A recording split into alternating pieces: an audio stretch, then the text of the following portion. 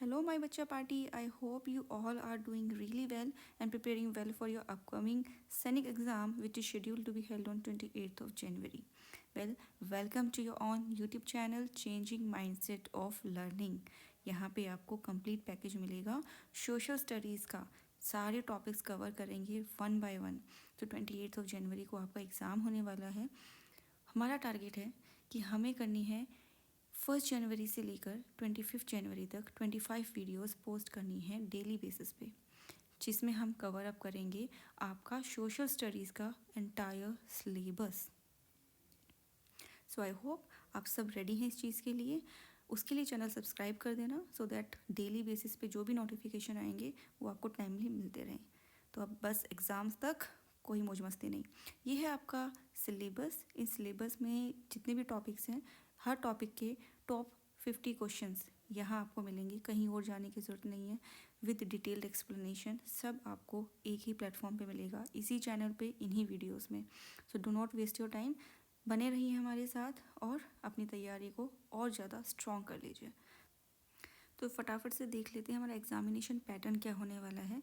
आपके यहाँ पे 5 सब्जेक्ट्स आने वाले हैं: mathematics, intelligence that is reasoning, English, general science and social science.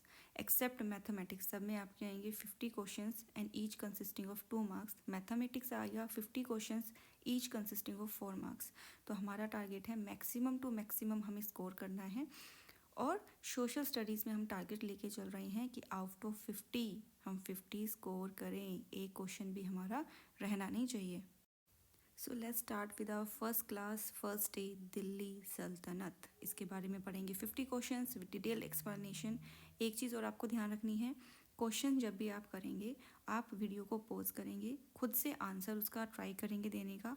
उसके बाद ही आप वीडियो को रीस्टार्ट करके उसका आंसर और डिटेल एक्सप्लेनेशन देखेंगे। एक्सप्लेनेशन में एक क्वेश्चन के साथ आपके मल्टीपल क्वेश्चंस भी कवर अप हो जाएंगे। So here's our first question, who was known as लाख बख्श? Try to answer it fast, ज़्यादा टाइम नहीं लेना है। And the answer is Qutubuddin Aibak. Qutubuddin Aibak को लाख बख्श क्यों कहते थे? क्योंकि वो बोला जाता है कि गिवर ऑफ लैक्स थे, मतलब वो बहुत ज़्यादा दानी थे, बहुत ज़्यादा जेनरस पर्सन थे, बहुत ज़्यादा डोनेशन करते थे, इसलिए उनको बोला गया है Lakh Bakhsh. Next question is Iltutmish was a slave of. किसका स्लेव था इल्तुतमिश, ये आपको बताना है। And the answer is Qutubuddin Aibak. Iltutmish को स्लेव ऑफ स्लेव भी बोला जाता है। क्यों बोला जाता है? क्योंकि वो कुतुबुद्दीन ऐबक का स्लेव था और कुतुबुद्दीन ऐबक खुद एक स्लेव था, इसलिए इल्तुतमिश को बोला जाता है slave of the slave. Qutbuddin Aibak जो थे वो फाउंडर थे स्लेव डायनेस्टी के। वैसे तो रियल फाउंडर माना जाता है स्लेव डायनेस्टी का इल्तुतमिश को, लेकिन अगर क्वेश्चन आए who is the founder of slave dynasty, तो आपको आंसर करना है Qutubuddin Aibak.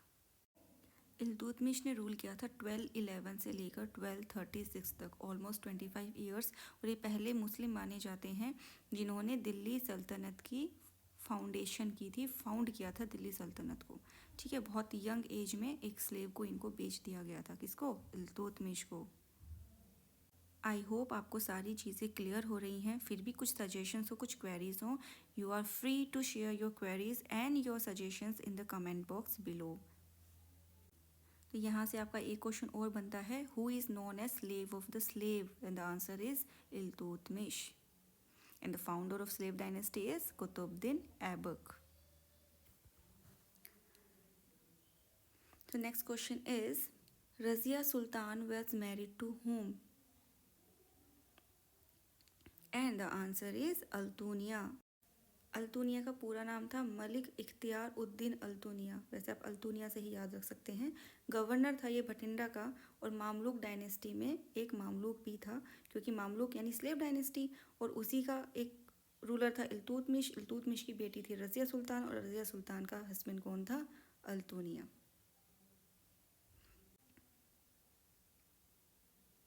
So next question is, which ruler first established his capital at Delhi? किस रूलर ने दिल्ली को अपनी राजधानी बनाया था सबसे पहले?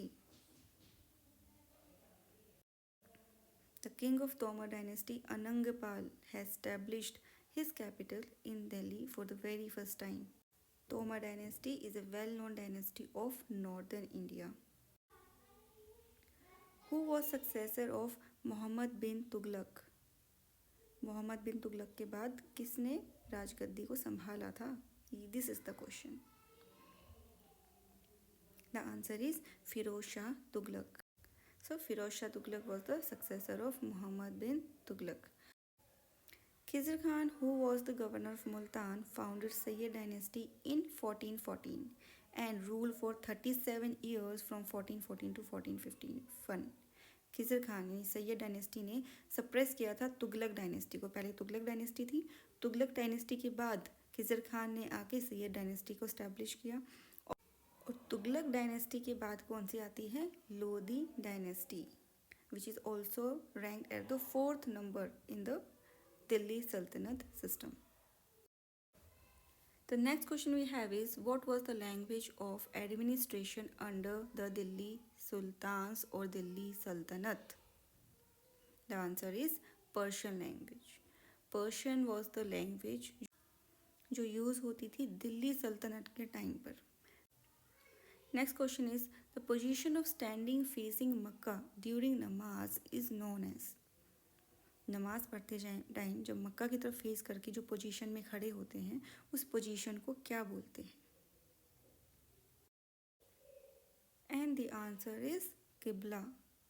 किबला जो है एक फिक्स डायरेक्शन है जो काबा या फिर जिसको किबला बोलते हैं, ग्रांड मॉस्क है मक्का में जो सऊदी अरेबिया में है, उसकी तरफ खड़े होके प्रेयर करते हैं. जो मुस्लिम्स हैं वो नमाज़ पढ़ते हैं.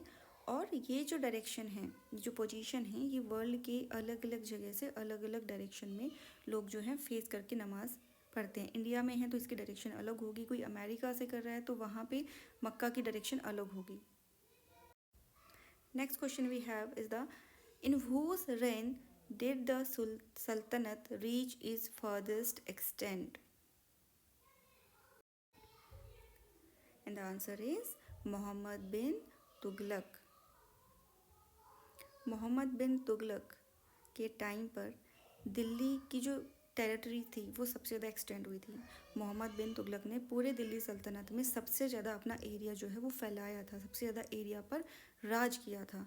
बहुत सारे पार्ट जो है वो पंजाब का पूरा पार्ट ले लिया था, मालबार कोस्ट तेलंगाना तक यानी सदर्न पार्ट में भी उन्होंने अपना राज किया था, अपनी टेरिटरीज को एक्सटेंड किया था. Let's move to the next question. Who was ulema? So ulema is a scholar of Islamic learning. एक ऐसा पर्सन जो वर्क करता है एज अ गार्जियन, ट्रांसमीटर और interpreter of religious knowledge in Islam. जो भी इस्लामिक ग्रंथ हैं, जो होली बुक्स हैं उनके अंदर जो चीज़ें लिखी हुई हैं उसको ईजी लैंग्वेज में लोगों तक ट्रांसमिट करना, क्या इस्लामिक लॉ बोलता है, ये सारी चीज़ें बताना, वो पर्सन क्या कहलाता है? उलेमा कहलाता है. And the next question we have is, a fortified settlement with soldiers was. एक ऐसा एरिया जो सोल्जर्स ने फोर्टिफाई कर दिया, इस पर कब्जा कर लिया, उसको क्या बोलेंगे? The answer is garrison town. क्या होता है गैरिसन टाउन? गैरिसन टाउन एक ऐसी जगह होती है, एक ऐसा एरिया या कोई ऐसी बिल्डिंग जिसको सोल्जर्स जो है या मिलिट्री मैन जो है वो गार्ड करके रखते हैं, प्रोटेक्ट करके रखते हैं. Which was not the kind of taxes during Delhi सल्तनत? दिल्ली सल्तनत में बहुत सारे अलग अलग तरीके के टैक्सेस लगते थे, तो इनमें से कौन सा ऐसा टैक्स का टाइप है जो दिल्ली सल्तनत के टाइम पे नहीं होता था? The answer is Bandagans. 3 type के जो हैं दिल्ली सल्तनत में टैक्सेस चार्ज किए जाते थे. The tax which is charge on cultivation is known as kharaj. जो होता था नॉर्मली पेजेंट जितना भी प्रोड्यूस करते थे उसका 50%. The other 2 taxes are tax on cattle and taxes on houses. So these are the 3 taxes. One is tax on cultivation, second is tax on cattle, and third is tax on houses. Ibn Battuta belongs to, किस country से belong करते थे? The answer is Morocco. Ibn Battuta जब India में आए थे तो उस टाइम रूल कौन कर रहा था? मोहम्मद बिन तुगलक। मोहम्मद बिन तुगलक का राज था उस टाइम इंडिया पे। इब्न बतूता एक मुस्लिम ट्रैवलर था जो कि मोरक्को से आया था। And Rihla is the name of book which was written by Ibn Battuta. ये बहुत इंपॉर्टेंट क्वेश्चन बनता है यहाँ से, बहुत बार ये क्वेश्चन पूछा जाता है।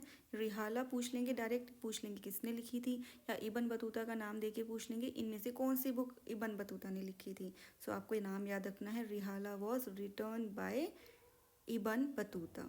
ये आए कब थे? 1333 AD में आए थे इंडिया में, अफगानिस्तान के माउंटेन से होते हुए। और 12 सितंबर को ये दिल्ली में आ गए थे जिस टाइम तुगलक डायनेस्टी अपनी हाइट्स पे थी। Sher Shah Suri started his career as a, किस तरीके से उन्होंने अपना करियर स्टार्ट किया था, क्या प्रोफेशन था उनका उस time? And the answer is manager. उन्होंने अपना करियर स्टार्ट किया था अपने अंकल जो बिहार में थे, वहाँ पे एक छोटे से एरिया को मैनेज करने से स्टार्ट किया था। यानी कैसे स्टार्ट किया था? As a manager of a small territory. और बाद में उन्होंने मुग़ल एम्परर हुमायूं को डिफीट किया और दिल्ली को कैप्चर कर लिया। और वहाँ उन्होंने इस्टेब्लिश करी खुद की dynasty which was known as Sur dynasty और Suri dynasty. The next question is Balban was a sultan of which dynasty? The answer is Tughlaq dynasty. Ghiyasuddin Balban was the ninth Sultan of Delhi and he was born in Central Asia in Turkic tribe in 1216। ये भी कई बार पूछ लेते हैं कि बलबन जो है वो कौन सी ट्राइब से बिलोंग करते हैं, तो यहाँ से आपको याद रखना है तुर्किक ट्राइब। बलबन जो है वो वैसे तो मामलुक डायनेस्टी से बिलोंग करते थे जिसको स्लेव डायनेस्टी भी बोलते हैं।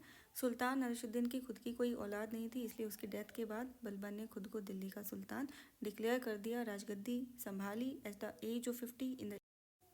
The next question is which mosque is sanctuary of the world? And the correct answer is Begumpuri Mosque. Begumpuri Mosque was built during the reign of Muhammad bin Tughlaq and it is situated in New Delhi। तो आपको place भी याद रखनी है, question घुमा के भी पूछा जा सकता है। The next question we have is Jayuddin Barani was dash. Who was he? He was a Muslim political thinker of Delhi सल्तनत। वो एक बहुत इंपॉर्टेंट हिस्टोरियन रहे थे मोहम्मद बिन तुगलक के टाइम के। उन्होंने एक बुक लिखी थी तारीख ए फिरोज शाही, और उनका ये मानना था कि हिस्टोरियोग्राफी क्या होती है। उन्होंने ये बताया कि हिस्टोरियोग्राफी होती क्या है।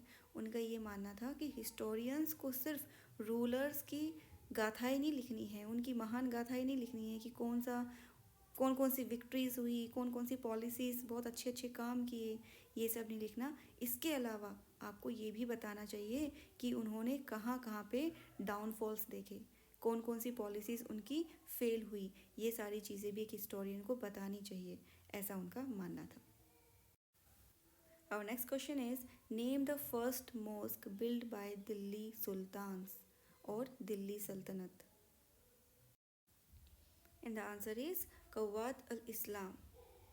It was the one of earliest mosque in India and was erected between 1192 and 1198। और किसने बनाया था इसको? कुतुबुद्दीन ऐबक। ये भी आपको याद रखना है। Delhi became an important city under the rule of whom? And the answer is both A and B, that is Chauhans and Tomars। Delhi जो है वो सबसे पहले कैपिटल किस किंगडम ने बनाई थी? The ruler of Tomar Rajput. ये हमने पहले भी पढ़ा है इसी स्लाइड्स में। बाद में वो इम्पॉर्टेंट कमर्शियल सेंटर बन जाती है तोमर्स और चौहान्स के टाइम पर। So Delhi became an important city during 12th century and it was established as a capital of kingdom by Tomar Rajput and they were defeated in the mid of 12th century by Chauhans। तो यहाँ से बहुत सारे question इस single slide से आपके निकल के आ रहे हैं।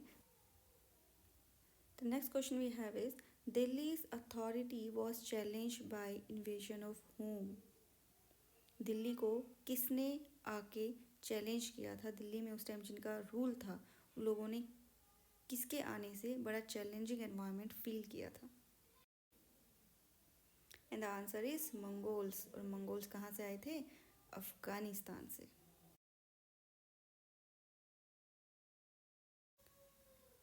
Rudrama Devi rule the Kakatiya dynasty from, the answer is from 1262 to 1289. Rudrama Devi was a powerful and a very successful ruler of Kakatiya dynasty, जो कि कहाँ पे थी? ओरागुलू। और ओरागुलू का अभी करंट में जो नाम है वो है वरांगल। तो यहाँ से एक क्वेश्चन भी रेज होता है, यू हैव टू नो कि वरांगल फिलहाल किस स्टेट में है। This is your homework question. Marco Polo जो एक फेमस ट्रैवलर था, वो उसके टाइम आया और उसने ये बोला रुद्रमा देवी के बारे में that she is a fearless lady, जिसको डर नहीं लगता है। उन्होंने अपनी इंस्क्रिप्शन में रुद्रमा देवी को एज अ मेल भी दिखाया है और नाम रखा गया है उनका रुद्रमा देव महाराज। ये भी एक इम्पॉर्टेंट क्वेश्चन बन के आता है यहाँ से। Next question is the Delhi sultans were dependent upon. Delhi सुल्तान किसके ऊपर डिपेंडेंट रहते थे? The answer is trade, tribute और प्लंडर फॉर सप्लाईज। दिल्ली सुल्तान जो थे वो कंट्रोल करते थे हिंटरलैंड को। हिंटरलैंड क्या होती है? एक ऐसा एरिया जो कि पोर्ट कोस्टल एरिया से दूर होता है। तो वो डिपेंडेंट थे कम्प्लीटली ट्रेड, ट्रिब्यूट और प्लंडर से। तो प्लंडर क्या होता है? प्लंडर का मतलब होता है ज़बरदस्ती किसी से सामान छीन लेना, फोर्सफुली किसी से सामान छीन लेना, लूट लेना, ये चीज़ होता है प्लंडर। तो वह इन चीज़ों पे डिपेंडेंट थे अपने सल्तनत को चलाने के लिए। The next question is leader of the namaz is dash, or who is known as the leader of namaz? The answer is imam. So imam is the prayer leader, or he functions as a spiritual advisor and expert in Islamic law. In general, he is also known as the head of Muslim community. Next question is Razia Sultan ruled from between which years? ये आपको बताना है। अभी कुछ slides पहले एक explanation, detail explanation में मैंने ये आंसर बताया भी है। तो आपका खुद का टेस्ट है कि आप कितना ध्यान से वीडियोस को सुन रहे हैं और समझ पा रहे हैं। The answer is 1236। Razia Sultan was the first woman sultan of India and she ruled Delhi from 1236 to 1240। सिर्फ 4 साल तक ही रूल कर पाए, उसके बाद इनकी डेथ हो गई थी। सुल्तान मुइज़ुद्दीन बहरम अपनी आर्मी को लेके गया किसके अगेंस्ट? अल्तुनिया एंड रज़िया, और उनको हरा दिया ऑन 14 अक्टूबर 1240 में। अल्तुनिया कौन था? रज़िया का हस्बैंड। रज़िया कौन थी? इल्तुतमिश की बेटी। इल्तुतमिश कौन था? स्लेव डायनेस्टी का एक्चुअल जिसको फाउंडर बोलते हैं, रियल फाउंडर। और रज़िया जो है यहाँ पे उसकी डेथ हो जाती है कैथल में, और कैथल कहाँ है? हरियाणा में। आज भी इसको कैथल ही बोलते हैं। इस स्लाइड से भी आपके बहुत सारे अलग अलग क्वेश्चन बन के आ रहे हैं।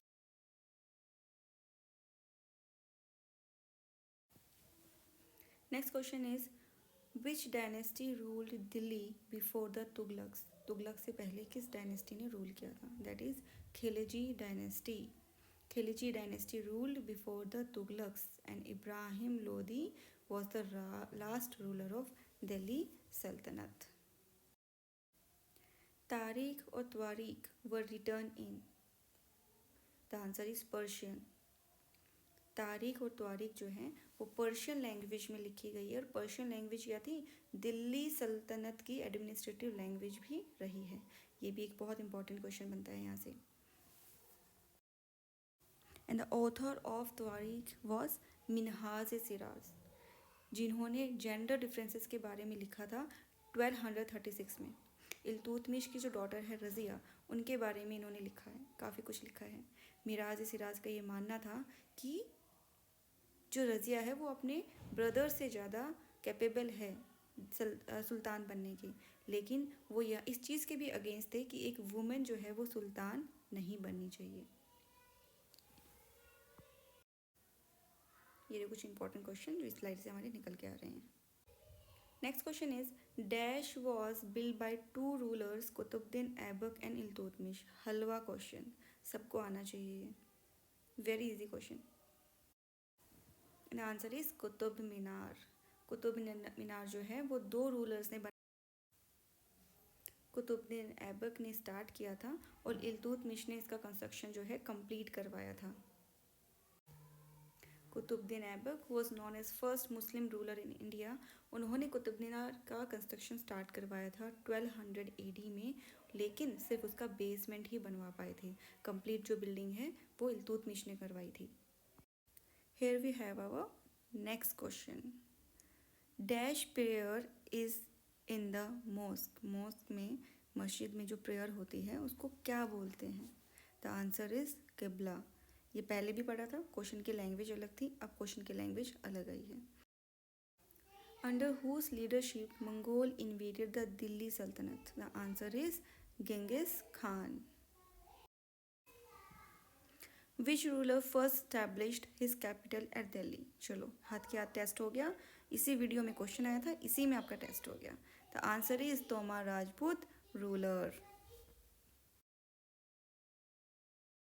Next question is what was the duty of the muqtis? The answer is to lead military campaigns. मुक्ति जो है वो लैंड ओनर होते थे, जिनके पास लैंड होती थी, और वो जो लैंड है वो किंग देता था उनको, किंग उनको लैंड प्रोवाइड करता था, और जो उस लैंड का ऑनर होता था उसको बोलते थे मुक्तीस। और जो लैंड का पीस होता था, that piece of land, that is known as iqtas. एक बार फिर से समझेंगे, मुक्तीस तो होते थे लैंड ऑनर, और इक्कत बोलते थे पीस ऑफ लैंड को। और next question is which Mughal emperor followed Sher Shah Suri's idea of administration? And the answer is Akbar. So Akbar followed Sher Shah Suri's idea of administration during 1540 to 45. Sher Shah Suri built a strong state. Sher Shah Suri was administrator of a very small region in Bihar, but later he defeated Humayun and became emperor of Delhi. He defeated Humayun in the battles of Chausa in the year 1539, जहाँ पे 8000 Mughal trophs को मार गिराया था शेरशाह सूरी और उसकी पूरी military force ने। The next question is who introduced token currency? The answer is Mohammad bin Tughlaq. India में टोकन करेंसी का इंट्रोडक्शन किया था मोहम्मद बिन तुगलक ने। और इसको ये आइडिया कहाँ से आया? इसको ये आइडिया आया था, जो इसका कंटेम्प्रेरी था कबली खान, चाइना में, उसने वहाँ पे पेपर करेंसी स्टार्ट करी हुई थी। वहाँ से इसको आइडिया आया और इसने इंडिया में टोकन करेंसी को स्टार्ट कर दिया। मोहम्मद बिन तुगलक ने कॉपर कॉइन्स इशू किए थे, जिसकी वैल्यू जो है वो गोल्ड और सिल्वर कॉइन्स के इक्वल थी। The next question, dash the lands adjacent to a city or port that supply it with goods and services? अभी थोड़ी देर पहले एक स्लाइड में डिस्कस किया था। The answer is hinterland. It is an area which is quite far from the ports. Next is doab. Doab is an area which is between two reverse. एक ऐसा piece of land जो दो reverse के बीच में exist करता है, उसको बोलते हैं दोआब। इंडिया का एग्जाम्पल लें, the area between Ganga and Yamuna river is known as Doab. Next is garrison. Garrison is any building और एनी टाउन और एरिया विच इज़ प्रोटेक्टेड और guarded by the soldiers. And the last is delta. Delta एक ऐसा flat area होता है जो कि triangle की शेप में होता है, और वो रिवर्स की फॉर्म, रिवर से बनता है। जब रिवर सी को कांटेक्ट करती हैं, वहाँ पे बीच में एक ऐसा एरिया बन जाता है जो ट्रायंगल शेप में, उसको बोलते हैं delta, as you can see in the image. And this is the image of Doab, river 1 and river 2, और जो बीच का एरिया है वो प्लेन लैंड एरिया है जिसको बोलते हैं Doab.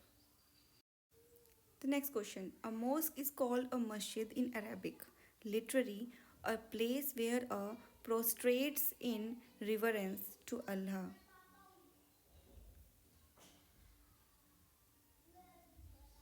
Answer is Muslim. Next question, Muhammad Tughlaq built Begumpuri Mosque in his capital. Question में ही hint दे दिया है, and the answer is Delhi. So Muhammad bin Tughlaq built the Begumpuri Mosque in his capital city of Delhi. and he also built Jahanpana, that is also in Delhi, fourth city of Delhi, by linking the first and second cities by walls.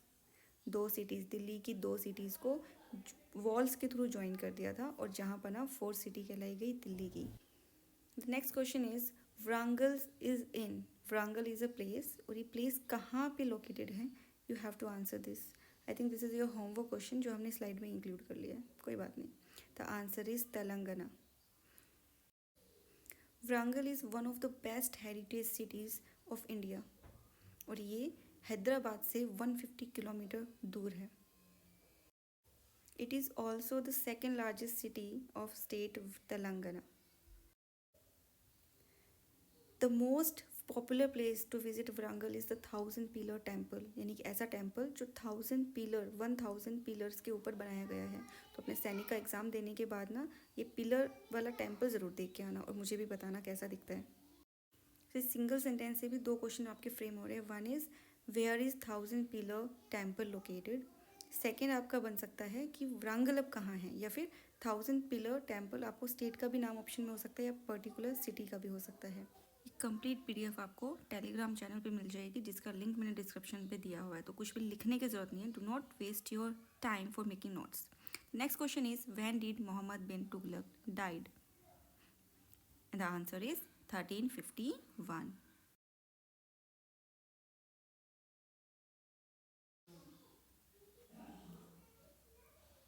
The next question is privileges claimed on account of birth. For example, people believed that nobles inherited their rights to govern because they were born in certain families. तो इसको क्या बोलेंगे? Question ये कह रहा है कि ऐसे प्रिविलेजेस जो सिर्फ बर्थ के टाइम से ही मिल जाते हैं लोगों को, कि वो किसी सर्टेन फैमिली में पैदा हुए तो उन सर्टेन फैमिलीज़ में जो भी राइट्स थे वो ऑटोमेटिकली उस बच्चे को भी मिल जाएंगे. इस चीज़ को या इस फिनोमिना को क्या बोलते हैं? The answer is birthright. The next question is the duty of Dash was to lead military campaigns and maintain laws and orders in their ikkats. Very easy question discussed just before few slides. The answer is Muktis. Next question is who changed her name on her inscriptions and pretended she was a man?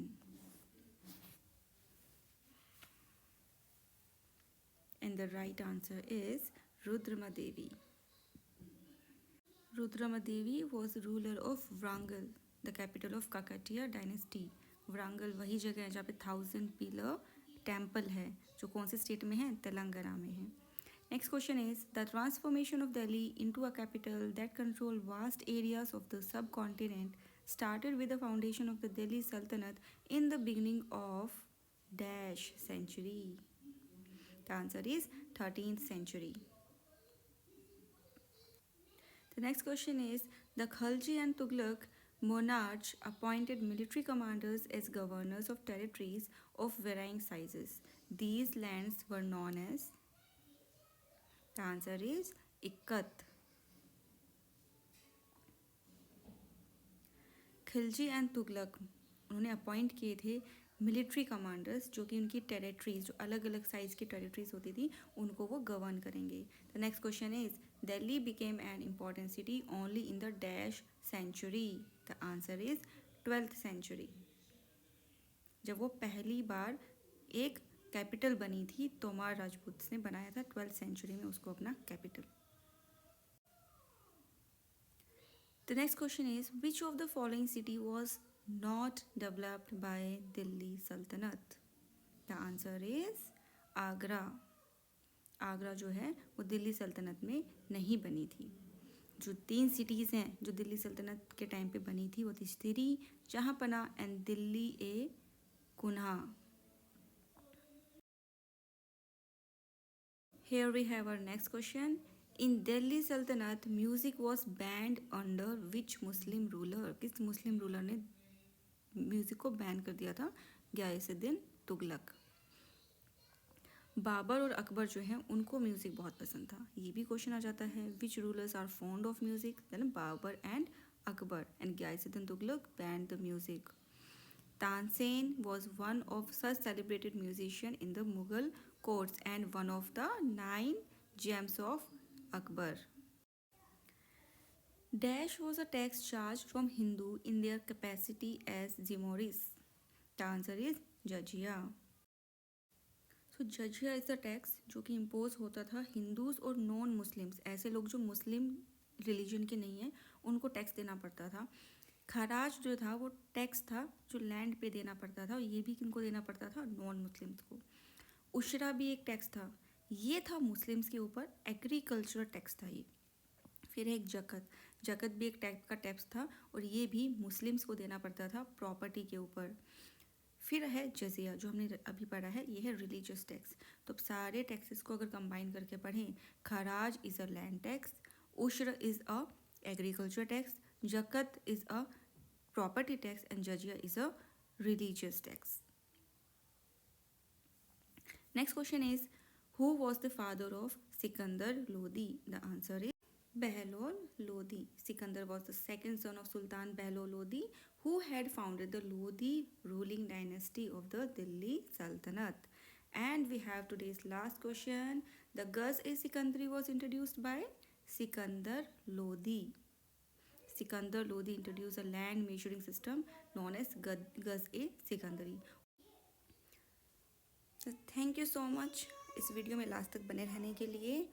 तो पसंद आई हो तो like share and subscribe. Like कर देना सच में पसंद आई हो तो, शेयर कर देना जिनको भी नीड है, और सब्सक्राइब कर देना अगर दोबारा ऐसी वीडियोस देखना चाहते हैं विदाउट अ मिस. इस वीडियो में जितने भी नोट्स थे, जितने भी PDF स्लाइड्स थे, वो सब आपको विदाउट एनी कॉस्ट मिल जाएंगे टेलीग्राम चैनल पे, जिसका लिंक आपको मिलेगा इसी वीडियो के डिस्क्रिप्शन बॉक्स में. लिंक पे जाइए, टेलीग्राम चैनल ज्वाइन कीजिए और सारे PDF नोट्स आपको बिल्कुल फ्री में मिलेंगे. This is a time of high revision. Notes बनाने की ज़रूरत नहीं है, जस्ट वीडियो देखो, टाटा बाय बाय, हो गया, बस ख़त्म. दोबारा मिलेंगे in our next video. Till then bye bye.